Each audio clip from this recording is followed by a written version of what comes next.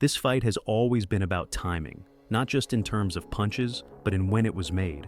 And truthfully, the timing suits Chris Eubank Jr. He's coming off a sharp, disciplined performance in the Liam Smith rematch, and physically, he looks more comfortable than ever at middleweight.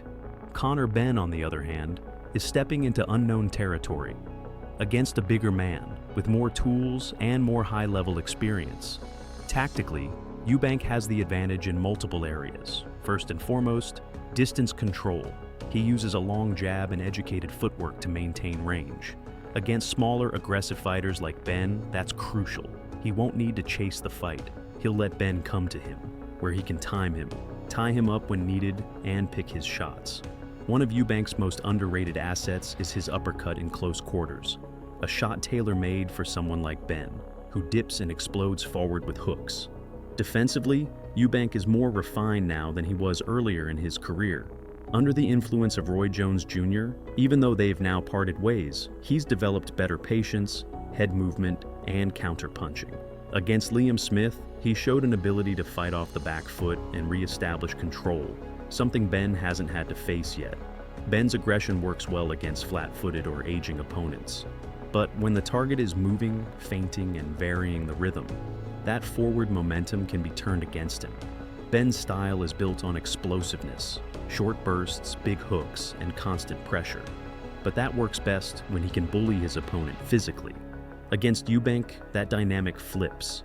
Eubank is not just taller and rangier, he's physically stronger in the clinch and in the exchanges. If Benn comes in too fast, too eager, he's walking into timing and torque from a natural middleweight. Eubank doesn't need to be busy, he just needs to be accurate. As the rounds go on, Benn's output will likely start to fade.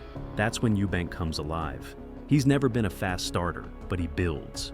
He picks up on patterns, and once he senses vulnerability, he closes the show.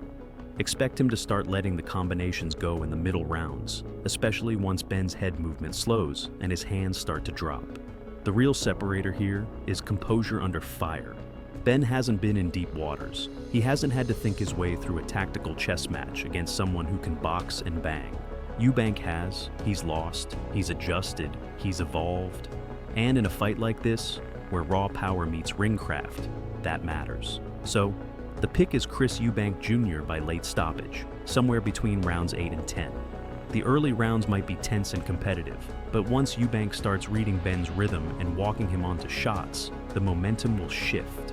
Eubank will break him down systematically, not with volume, but with precision, timing, and physicality, and finish the job when the opening presents itself.